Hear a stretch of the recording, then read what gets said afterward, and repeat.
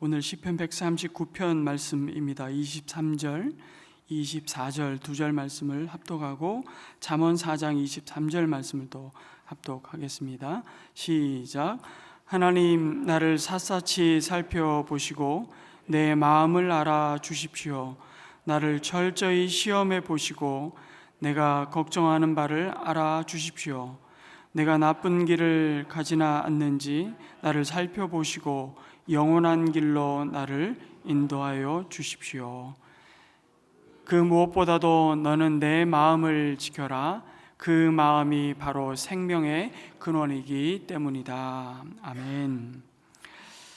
성도 여러분, 예수님께 깊이 뿌리 내린 삶은 반드시 자기 자신과의 관계를 돌아보는 자기 점검의 자리로 나아갑니다. 그것을 통해 우리는 자신의 내면을 깊이 들여다보는 자기 이해를 갖게 되죠. 그것을 위해 우리는 우리의 내면을 둘러싸고 있는 이 껍질 깨기라는 용기가 필요합니다. 그런데 이것을 가로막는 장애물들이 참 많습니다. 그 중에 하나가 우리의 내면과 우리를 둘러싸고 있는 외면의 삶을 분리하는 그런 경향입니다. 우리가 첫째 날 보았던 빙산과 삼나무를 다시 생각해 봅시다. 둘 다 겉으로 드러난 모습은 그 수면 아래 혹은 땅 밑에 감춰진 모습에 아주 중대한 영향을 받고 있는데도 마치 아무런 상관이 없는 것처럼 보입니다. 그렇게 보이도록 만드는 것을 우리 자신의 모습으로 비유해 본다면 바로 외식이 아닐까 싶습니다. 겉과 속이 다른 것이죠. 가면을 쓰는 겁니다. 빌로다스 목사가 이 책에서 자신의 내면을 직면했던 여러 가지 경험들을 이야기하는데 그 중에 참 인상 깊었던 장면이 이 목사님이 아주 혼신의 힘을 기울여서 고난주간 금요 성만찬 예배의 설교를 준비했습니다. 그리고 그 메시지의 핵심을 전하기 위해 아주 야심차게 준비한 PPT를 방송실에 부탁했습니다. 그리고 설교의 하이라이트 순간이 왔습니다. 아주 감동스러운 성도들의 반응을 기대하며 방송실에 사인을 주었습니다. PPT 올려달라고. 그런데 PPT 화면을 띄워달라는 요청과 함께 화면에 뜬 것은 아무런 이미지도 없는 그냥 푸른색 창뿐이었던 것이죠. 얼마나 당황했을까요? 여기 앞에 서본 사람만이 아는 그런 당황스러움을 경험한 것입니다. 그렇게 일부 예배가 설교가 마치고 2부 때는 그런 착오가 확실히 없을 것이라는 방송실 봉사자의 사인을 받고 설교가 시작되었습니다. 이번에는 내가 준비한 메시지가 얼마나 탁월한지를 모든 성도들이 알게 될 거야. 그런 흥분을 가지고 PPT를 띄워주세요. 그런데 역시 일부 때와 달라진 것이 하나도 없었습니다. 그렇게 자신의 설교를 망쳐놓았던 방송실 그 PPT 담당자와 또 그에게 책임을 맡겼던 동료 목회자를 향해 품었던 마음을 진솔하게 나누는 겁니다.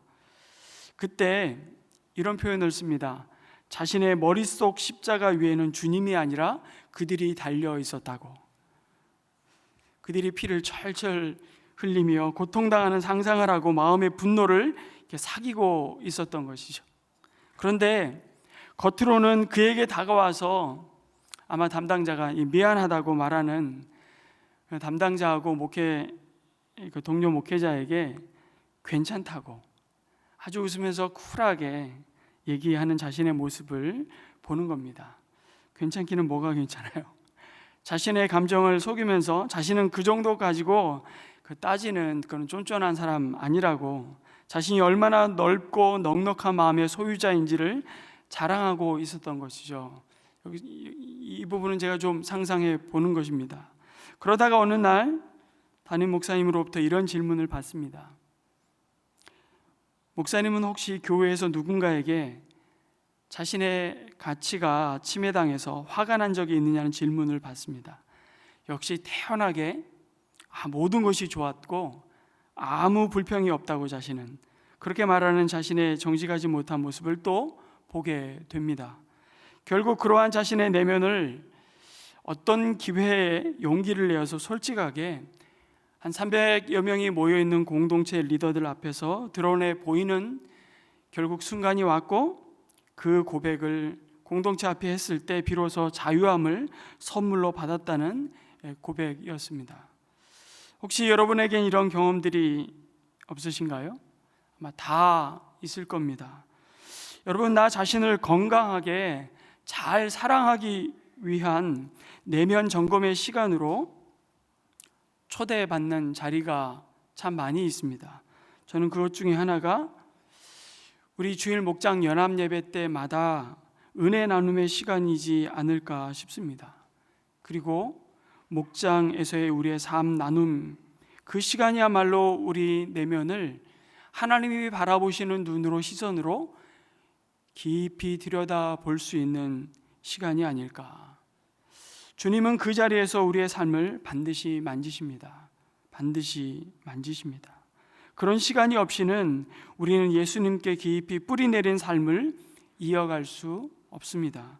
그저 형식적인 종교생활 혹은 부부생활, 목장생활, 회사 생활은 유지할 수 있을지 모르지만 진리 안에서 우리에게 약속하신 참 자유를 누리는 그 은혜는 반납해야 될지도 모릅니다. 진리가 너희를 자유케 하리라는 주님의 그 약속은 우리에게 주어졌지만 그 자유를 누리는 삶은 좀 다른 것입니다. 노예에서 해방되었다는 법적 선포는 받았지만 오랜 세월 정작 그 자유를 누리지 못하는 것처럼 말이죠. 여러분, 우리는 유독 나 아닌 다른 사람의 시선을 의식하는 아주 뿌리 깊은 문화를 가지고 있습니다. 바로 수치 문화에서 비롯되었다는 생각을 해보는데요. 다른 사람의 눈에 내가 어떤 모습으로 비칠까? 내가 입고 다니는 옷이 너무 튀는 건 아닌가? 내가 몇 평에 살고 어디에 사는지가 너무 중요합니다. 내가 어떤 차를 몰고 다니는지가 내 자존감이 되고요. 내가 어느 학교 졸업장을 가지고 있는지가 평생 나를 따라다닌다는 생각 때문에 늘 열등감에 시달리기도 합니다. 모두에게 있습니다. 다른 사람이 나를 어떻게 바라볼까? 저는요, 제가 설교하고 나름대로 이 설교에 대한 평가나 피드백을 받기 위해서 홈페이지에 들어가서 제 설교를 단 한 번도 처음부터 끝까지 들어본 적이 없어요. 그래서 발전이 없나 봐요. 근데 그걸 직면하기가 너무 힘들어요. 그 왜 그럴까요? 내 모습이 내가 내 모습을 보는 것이 너무 괴로운 거죠. 여러분, 내 목소리를 혹시 녹음된 목소리를 여러분 다 들어보실 때 내 목소리 마음에 드시는 분 손 들어보세요. 감사합니다. 굉장한 분이 한 분 계셨. 대부분은 자기 자신의 목소리가 녹음된 그 소리를 못 듣습니다. 너무 괴롭다 그래요. 저도 그렇습니다. 근데 제가 생각보다 예전보다 많이 목소리가 이상해졌지만 제 목소리 괜찮다는 얘기 많이 들었거든요. 근데 못 듣겠더라고요. 이 모든 것들이 사실은 나를 말해준다고 생각을 하고 삽니다. 그 모습이, 보여지는 모습이 진짜 내 모습이라고 생각하는 거죠. 남에게 보여지는 나에 대해서 너무 마음을 기울이다 보니까 정작 내 자신의 내면을, 내 진짜 모습을 보지 못합니다. 아니, 보려고 하지 않습니다. 인정하고 싶지 않은 것이죠.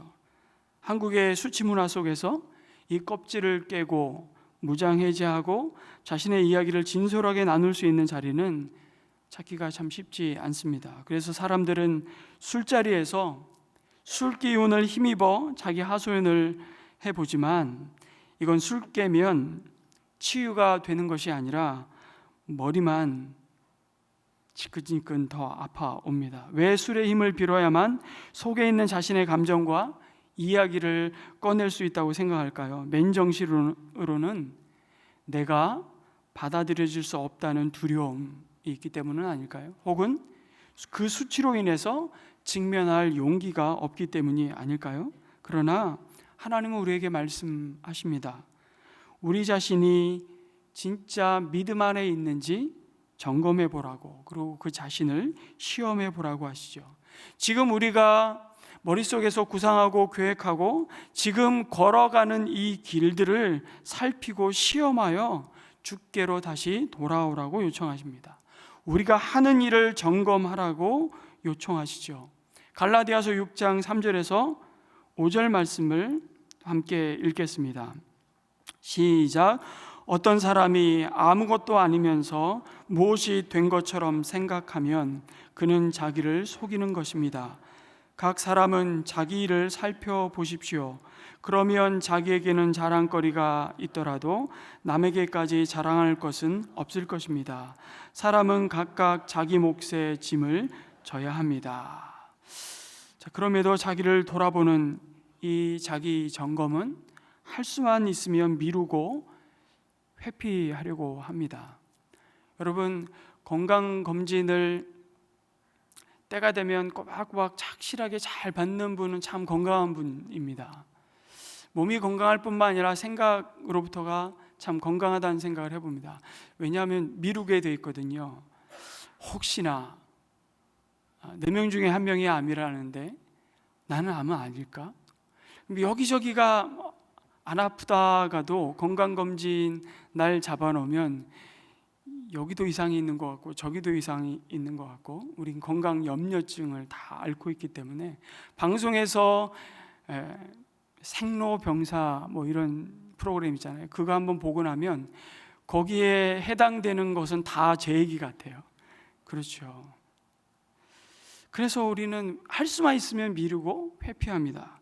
우리 겉사람을 점검하는 것도 망설일 때가 굉장히 많은데, 우리 자신의 내면을 들여다보는 일은 더더욱 내 자신에 대한 실망, 더 나아가 절망으로 이어질까 봐 이 작업을 거부하고 회피합니다. 그런데 여러분, 우리에게는 절망할 이유가 없습니다. 어떤 결과를 받아들든 나는 이런 내가 너무 싫고 짜증나는 나의 현실, 그 현타가 와도 그것이 끝이 아님을 알기 때문입니다. 우리 모두가 주와 함께 이미 십자가에 못 박혔습니다. 그리고 그 죽음이 사실은 새로운 생명, 부활의 삶을 다시 시작하게 하는 준비에 불과하기 때문이죠. 하나님은 우리의 어두운 면들까지 다 포함해 우리를 있는 모습 그대로 무조건적으로 사랑하시기 때문에 우리가 예수님께 뿌리내린 삶, 여러 가지 실천의 목록들을 우리가 가지고 하나하나 적용하면서 우리가 순종한다고 하나님이 더 사랑하시거나 우리를 덜 사랑하시지 결코 않는다는 사실 꼭 잊지 마십시오. 이미 우리 자신을, 우리 전부를 사랑하십니다. 우리가 우리 자신을 피할 필요가 없습니다. 그 사랑의 빛이 드리울 때 자기를 아는 지식의 고통 혹은 그 상처는 치유의 시작이 될 수 있다고 저자는 말합니다. 피상적으로 살아가는 자신과의 그 진정한 화해를 위해서 저자는 우리에게 몇 가지를 권면하는데요, 반복되는 주제이기도 합니다. 내용이기도 합니다. 무엇보다도 내 내면을 점검하기 위한 그 시간을 떼어 놓으라는 것입니다. 반드시. 시편 139편을 쓴 다윗은 그 시간을 들여 자신의 내면 세계를 바라보았던 것이죠. 그 내면의 세계를 항해했습니다. 그리고 날카로운 자기인식의 말들을 쏟아놓죠. 그러한 하나님과 함께 자신의 내면을 들여다보는 일에는 반드시 시간을 떼어 놓는 것이 필요합니다. 잠시 멈춤의 시간을 확보해야 하죠. 그렇지 않으면 우리는 주위의 자극에 본능적으로 생각 없이 반응하게 되어 있습니다. 삼나무의 그 거목에 담긴 비밀 한 가지를 더 알려드리겠습니다. 이 거대한 삼나무의 뿌리가 여러분 아무리 서로를 버텨준다고 한들 빨아들일 양분과 수분이 없으면 무슨 소용이 있겠습니까? 그런데 캘리포니아 서부 지역은 매우 건조합니다. 지금도 LA에 산불이 나서 지금 어마어마한 피해를 입히고 있다는 뉴스를 어제 보았는데요, 그 지역에 가면 우리가 지금 우리 주변의 산에서 보듯이 푸르지 않습니다. 저는 가보고 되게 메마르고 건조하구나.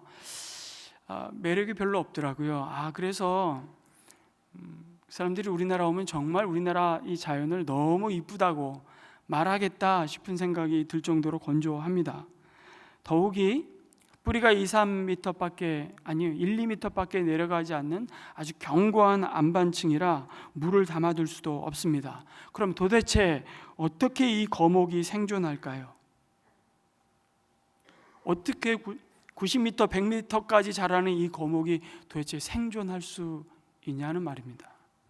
그것은 매일매일 태평양과 땅의 일교차에 의해서 만들어지는 엄청난 안개가 몰려오는 해변 지형이 답입니다. 그 수분을 머금고 삼나무는 거목으로 성장합니다. 여기서 우리가 배우는 지혜가 있습니다. 매일매일 이슬에 옷 젖듯이 내려주시는 그 생명의 양식, 말씀의 단비를 머금는 삶이죠. 그것이 우리 자신을 주님 앞에 세우는 우리 자신의 내면을 아주 깊이 들여다보는 시간입니다. 그리고 주님과 독대하는 그 경건의 시간을 주님을 바라보며 주님의 그 말씀은 나를 보게 합니다. 그 매일매일 불어오는 아침 안개와 같은 그 일용할 말씀의 은혜가 나를 살린다는 것입니다.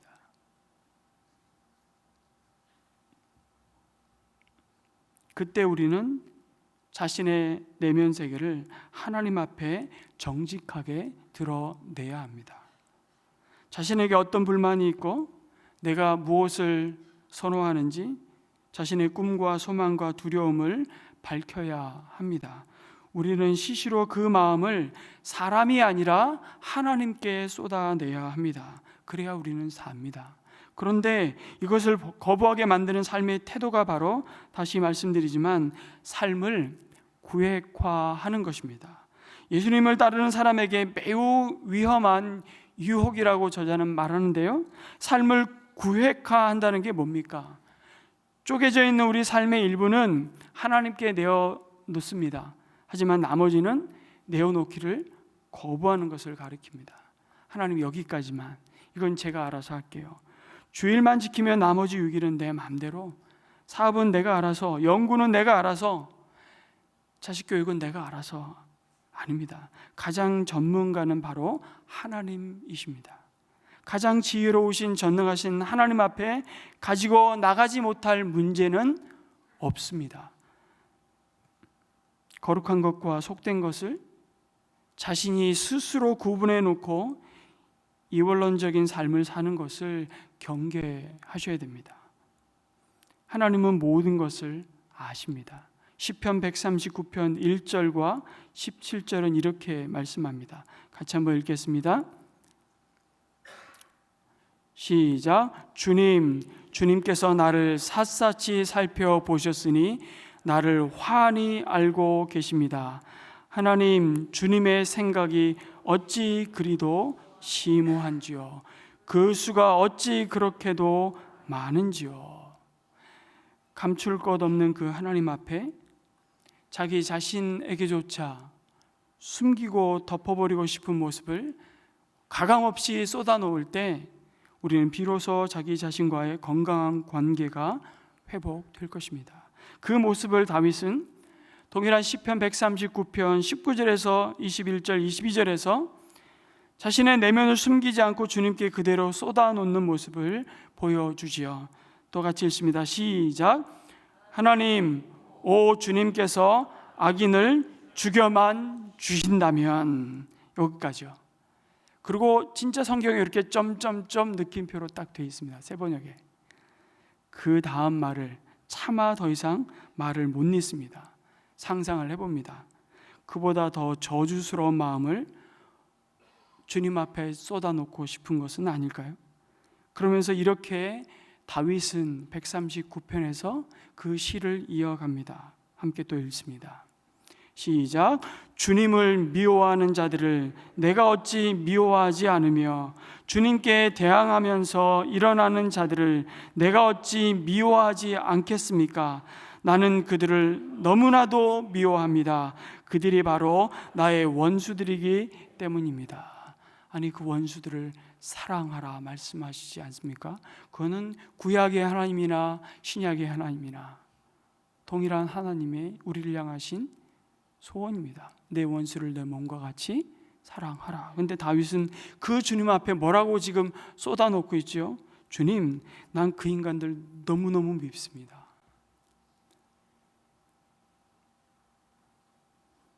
너무너무 밉습니다. 그것을 사람이 아닌 하나님 앞에 쏟아 놓을 때 그 가운데 하나님 우리에게 뭐라고 말씀하실까요? 나도 너무너무 너가 밉다, 이렇게 말씀하실까요? 아니요. 그런 너를 내가 어떻게 오늘도 용납하고 받아들이는지를, 내가 그런 너의 연약함을 어떻게 사랑하는지를 한번 보지 않겠냐고, 우리에게 그렇게 손 내미시는 하나님을 우리 마주하죠. 그때 비로소 나는 나 자신과의 진정한 화해를 시작하게 되고 내 옆에 두신 그 원수를 사랑하는 자리에까지 우리를 이끌어가고 계시다고 말씀합니다. 여러분, 나 자신의 다른 여러 얼굴들은 사실은 내가 그 존재를 인정하든 아니든 모두 나의 일부분들입니다. 그래서 참된 경건은 우리의 모든 모습들을 인정하고 그 모두를 하나님의 사랑에 드러내고 하나님이 우리를 새로운 인간으로 만드시면서 그것들을 엮어 넣으시도록 맡겨드리는 것이다. 그게 참된 믿음이라고, 참된 경건이라고 이 저자는 우리에게 가르쳐주죠. 이러한 자신과의 참된 화해의 길인 내면 점검을 위한 실천으로 우리는 무엇보다 자신의 원 가족을 점검해 보라고 저자는 권면합니다. 원 가족이 어떤 삶을 살아왔는지 살펴보는 것이 반드시 필요하다고. 왜냐하면 원 가족이 오늘의 나를 형성하고 나를 있게 만든 빚어낸 환경이기 때문입니다. 부인하고 싶어도 거부할 수 없는 실제잖아요. 여러분, 우리 자신이 원하고 선택한 것이 아닙니다. 주어졌던 것입니다. 내가 이런 부모 밑에서, 이런 가정에서 태어나야지 하고 태어난 사람은 없습니다. 그래서 여러분 원망스럽습니까? 그래서 나를 이런 가정에 태어나게 하시고 자라게 하신 하나님이 원망스러우십니까? 아니면 이런 부모의 보살핌과 그 속에 오늘의 내 모습이 그저 감사할 뿐입니까? 네, 그 마음이 원망이든 감사이든 상처이든 기쁨이든 그것을 가지고 하나님께 나아가십시오. 그리고 우리가 가족에 의해 어떻게 형성되었는지를 돌아보고 점검하는 것은 나를 내 모습 그대로 용납하고 사랑하고 인정하는 데서 굉장히 건강한 태도입니다. 우리가 가족에 의해 어떻게 형성되었는지 잘 살펴보고 점검할 때 우리가 유용하게 사용할 수 있는 몇 가지 범주가 있다고 얘기하죠. 첫 번째가 패턴이고요, 두 번째가 트라우마고, 세 번째가 이 저자가 스크립트라고 했는데 저는 이거를 사연이라고 이야기하고 싶습니다. 우리 모두가 다 사연이 있습니다. 드라마에 사연이 없으면 그 드라마는 실패합니다. 모든 드라마에 가족의 사연이 등장하는 이유가 그것입니다. 그게 곧 우리의 이야기이기 때문에 사연을 가지고 우리는 이야기하죠. 말합니다. 나는 의식하지 못해도.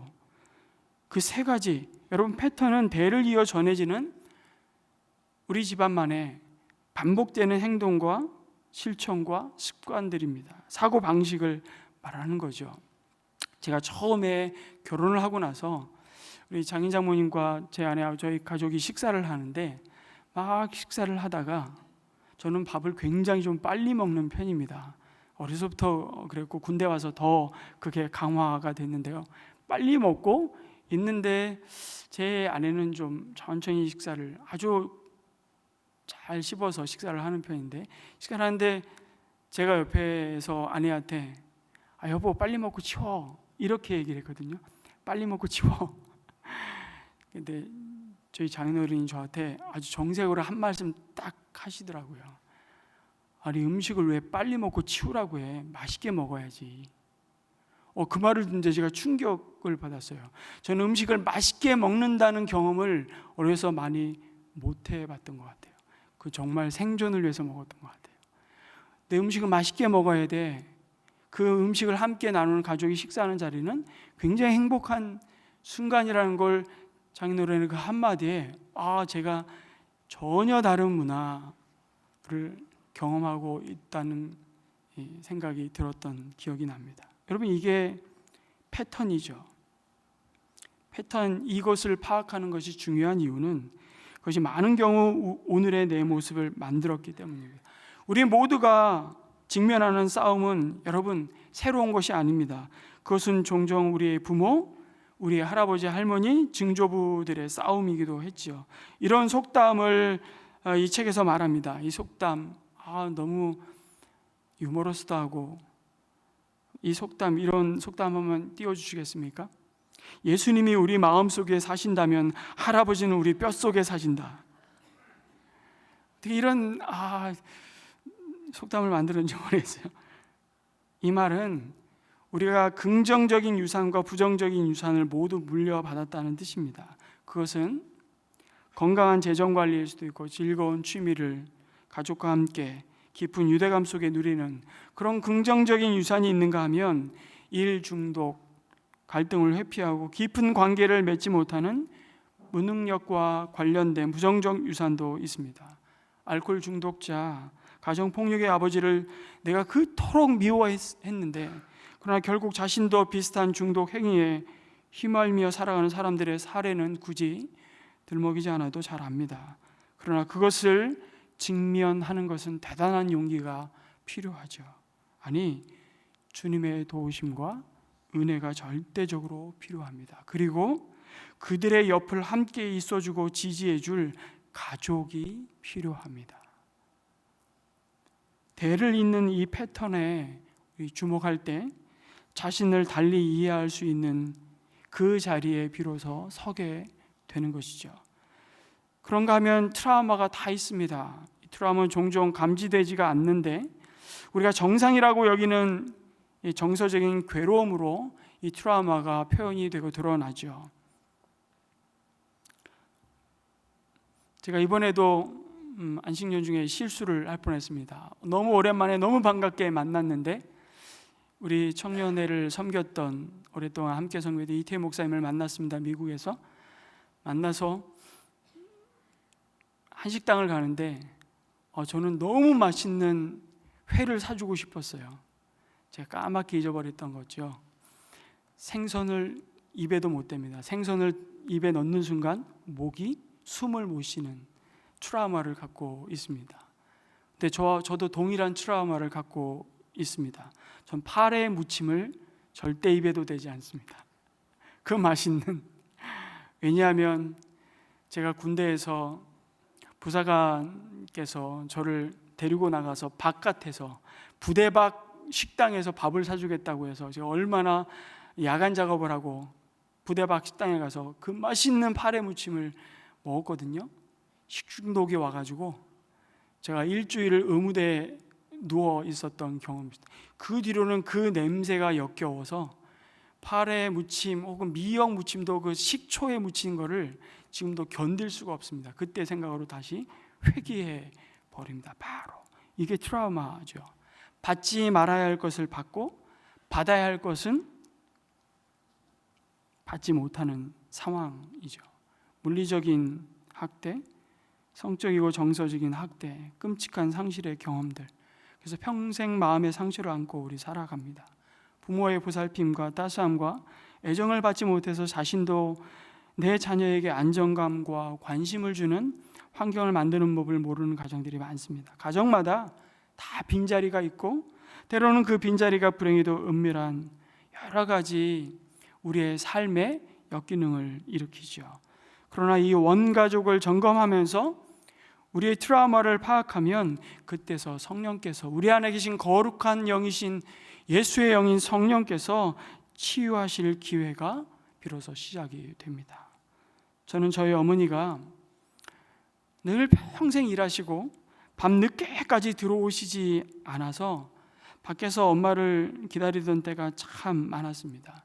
일을 마치고 나서도 밭에 가셔서 밭일을 하신다고 밤 12시, 1시에 들어오실 때가 참 많았습니다. 근데 저는 이른 저녁부터 엄마가 오기를 참 많이 바깥에서 기다렸던 기억이 많습니다. 그것이 어린 시절 저에게는 큰 불안이었고 두려움을 심었던 것 같습니다. 그런데 내 안에 교회를 처음 가게 된 것은 어떤 면에서는 그 불안과 두려움 때문에 찾은 피난처였던 것이죠. 하나님은 그렇게 하나님의 구원을 시작하시고 한 영혼을 불러 세우시는 것 같아요. 그런데 저는 사실 교회를 중학교 3학년 때 처음 나가는데 그 전에 사실 초등학교 때 친구 이름도 지금 얼굴도 기억이 나지 않지만 그 친구를 따라 집 바로 옆에 있는 성당을 따라간 적이 있습니다. 제가 미사에 참석하고 친구 따라 강남 간다고 그 미사 중에 친구도 사람들도 줄 서서 다 이 강대상 앞쪽으로 다 쭉 가는 겁니다. 저도 그냥 따라서 줄을 섰습니다. 성당에서 신부가 입에 넣어주는 성채를 받아 먹었습니다. 혀를 이렇게 내놓고 형체를 넣어주잖아요. 받아 먹고 딱 들어왔는데 제 친구가 저한테 그러죠. 너 영세 받았어? 너 안 받았잖아. 너 이제 죽었어. 전 그 한마디가 전 평생 남아있어요. 너 이제 죽었다. 너 이제 하나님한테 큰 벌 받는다. 두려워서 다시는 성당을 가지 않았습니다. 혹시 계속 갔다면 제가 신부가 돼 있을지도 모릅니다. 그때 제가 가진 생각 뭔지 아세요? 하나님은 두려운 존재라는 인식이 제 머릿속에 제 마음에 깊이 각인이 되어버렸습니다. 하나님 두려운 존재야. 이게 나의 하나님과의 관계에서 얼마나 오랜 세월 풀어야 할 숙제였는지 모릅니다. 저자는 정서적 고통을 받고 그것을 해결할 관계를 제공하는 공동체, 진짜 가정을 찾을 수 없을 때 우리에게 트라우마가 발생한다고 설명합니다. 이것을 어디서 회복할 수 있을까요?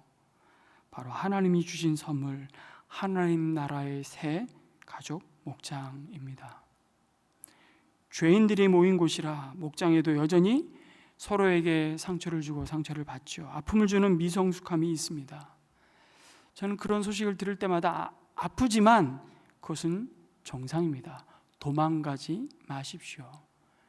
거기에 정주하십시오. 그것이 여러분에게 주신 하나님의 놀라운 선물입니다. 원가족을 살피는 것의 그래서 목표는 여러분 우리의 과거의 경험을 어떻게 내면화했는지 새로운 시각으로 바라보면서 사실은 현재의 관계에서 오는 고통을 제대로 이해하는 것입니다. 특정한 사연으로 작동하지 않도록 그것을 거부하고 생명을 주는 메시지를 받아들이는 것이죠. 복음이라는 새로운 사연을 받아들일 준비를 갖추는 것입니다. 원가족의 사연, 많은 이야기를 점검하는 작업은 그래서 내 영혼을 들여다볼 비로소 창을 이렇게 열어주는 겁니다. 근데 이 작업이 쉽지 않아서 여러분 필요하다면 상담을 받으셔야 됩니다. 우리 김경미 전사님께 상담을 요청하십시오. 김경미 전사님 바빠지실 것 같은데 지금도 너무 바쁘십니다. 나도 나를 잘 몰라요, 사실.